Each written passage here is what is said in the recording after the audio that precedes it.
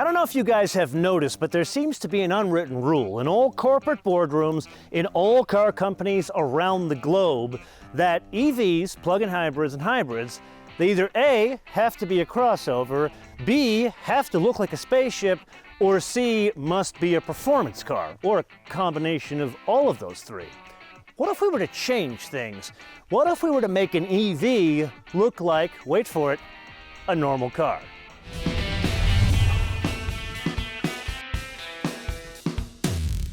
Now that I've posed the aforementioned question to you, I come bearing good news, because if you haven't been paying attention, we are now past the first and second waves of the EV world, which means we no longer have to imagine such a thing. It is a reality. It just happens to look a hell of a lot like a Genesis G80 with the internal combustion engine. The wheelbase here is a wee bit longer than in a 5 Series. Then the folks at Genesis go to the business of ripping the guts out. The internal combustion engine, the drive shaft, basically all of that stuff, and they leave the multi-link suspension in the front and rear, as well as the 19-inch wheels, which is the only wheel size on offer in what they're calling the Electrified G80. Then they go about the business of pilfering the bits from the eGMP cars. What are those? The Hyundai Ioniq 5, the Kia EV6, and Genesis' own GV60. What they do there is they take the electric motors, the front and rear electric motors, because these are only on offer as all-wheel drive. Then they don't steal the battery from the eGMP cars. If you remember, those have about a 77 kilowatt hour battery. This is 87.2 kilowatt hours, which changes the charge time.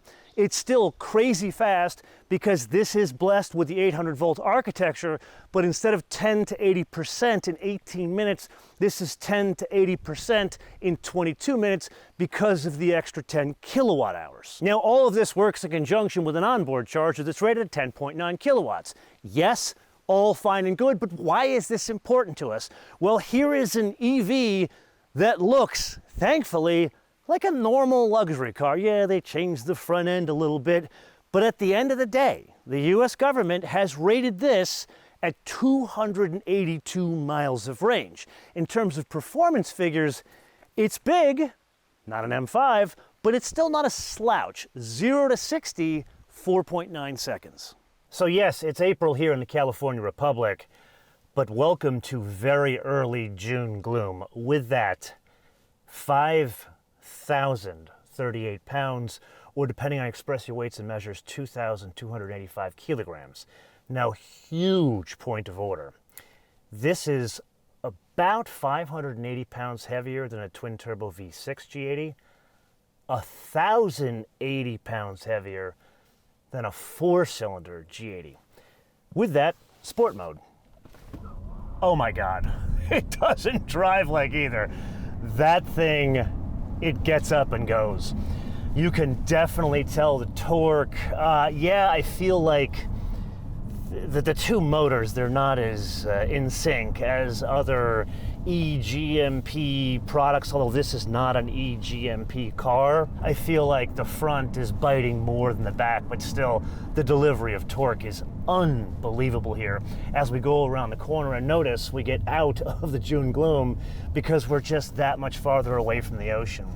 With that, this is not like a Taycan, it is single-speed transmission, which really there is no need for 2-speed transmission in this application because of the mission of the vehicle. This is a downright quick car, and the biggest thing you and I have to focus on without hitting that squirrel is the iPedal mode. And there, let's switch it on, and here it is, almost a full one-pedal drive mode. And I would argue this one-pedal driving mode is better suited to this application because this car, at least the whole package, it's a more relaxed package. That's the mission of this over, say, like a Kia EV6 GT. Okay, so thus far it's all puppy dogs and roses. That's until we get into packaging. You see, this is a platform that was originally designed for an internal combustion engine propulsion system, but now it has an EV propulsion system, one specifically that's made up of 2 electric motors, one in the front, one in the rear. Now, for the most part, this is a rear-wheel drive vehicle until the system switches on the front motor when you need that extra traction or acceleration. So you could imagine the trunk space takes a bit of a hit because they got to package that electric motor. And specifically, you lose about 2.5 cubic feet of storage. Not the end of the world, but it changes the depth of the storage area. So we have one more packaging challenge to discuss, and no, it's not the lack of headroom at my personal charging station, which I'd like to point out is 240. Rather, it's the location of the charge port on the car. Notice it's in the front, kind of like the original Nissan Leaf. And this, I'll be honest, well, we know what it's doing. I don't know if I like this or don't like this. So really, I'm not going to call this a packaging challenge. It's just different. So this is my way of asking those of you that own cars with a charge port in the front, what's the benefit in like real world practice driving the car over many years? Because I've only been driving this thing about a week, and so far it's taken some getting used to, but again, it's not necessarily a bad location. It's just different. With that, let's get to the driving dynamics, as the seatbelt, man, oh man, it really pulls on you. It's not meant for driving around here. This car, wow, this is more aggressive than the ICE version of the G80. The first thing you notice is, yes, you do have the extra weight, but here I'm in sport mode. And something you gotta understand about the sport mode here, you can definitely tell it's got some learning from the G80 Sport. Remember, they first came out with the G80 and you and I drove it, 4-cylinder and the 6-cylinder, and if I'm honest, it was a bit soft. It was like a mid-level Cadillac or like a Lincoln sedan from back in the day in terms of composure. Then they came out with the G80 Sport and they fixed things. They changed the dampers. There was more composure mixed with the compliance. Here in the sport mode, I'm willing to bet you this is a couple of rungs above the G80 Sport in terms of composure, in terms of dialing it in. I think the tuning is different here because they've got to counteract all that extra weight. The steering, not so much. The steering is still a bit too light. The other thing you notice, the tires. Here, these are only on offer with the 19s, and as such, the sidewalls, they're 45. So you notice the higher sidewalls here than other cars that this would compete with, and as such, there's a little bit more like waft, there's a little bit more play in the compliance of this, both in ride quality, which is a good thing, and then driving dynamics, which is not so good of a thing. Now, for the avoidance of doubt, please do not misinterpret what I am telling you here. This is an EV that indeed has a personality, but not a personality like the i4 or the Porsche Taycan. Those are very different. This is still very much a Genesis, but what's odd here, what's surprising here, it's tuned a bit more dynamically than other Genesis sedans you and I have driven.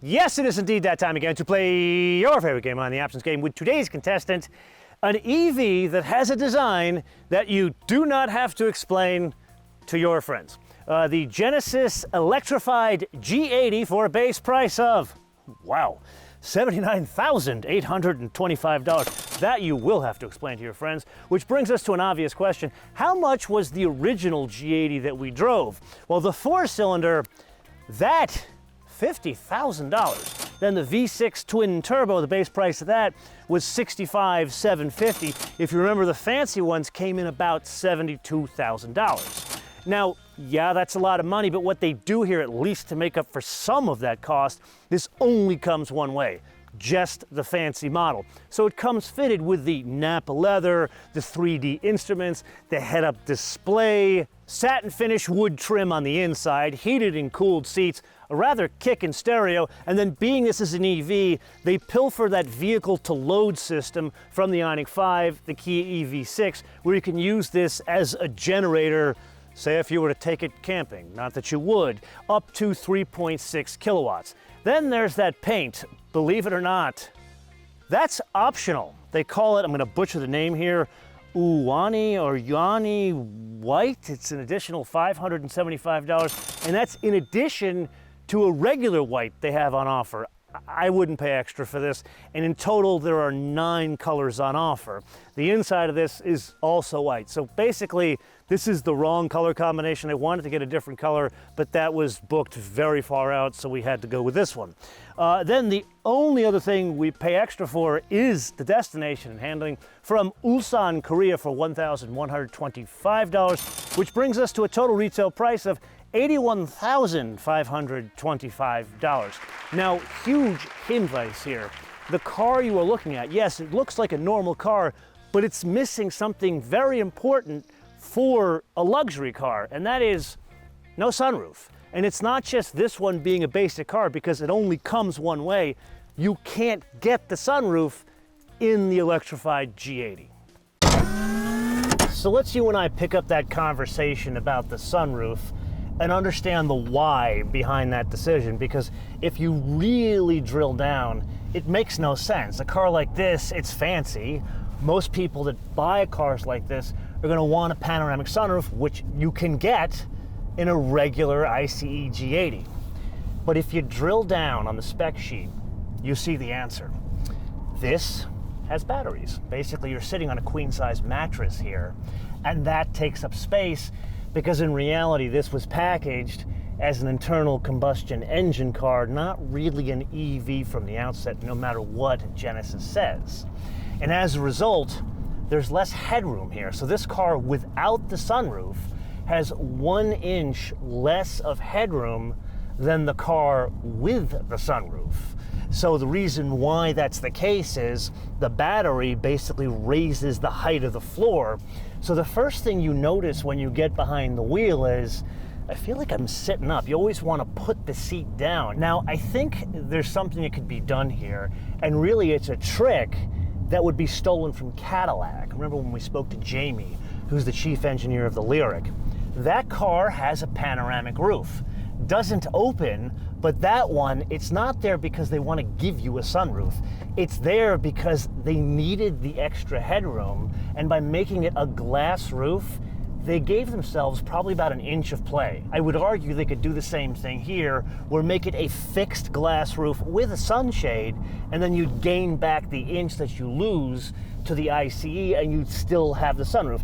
Yeah, it wouldn't open, but I don't think people would get fussed here. When you're talking a car that costs this much, I don't think that's something that should be optional. Aside from all of that, the only other thing you and I have to focus on is this seatbelt thing.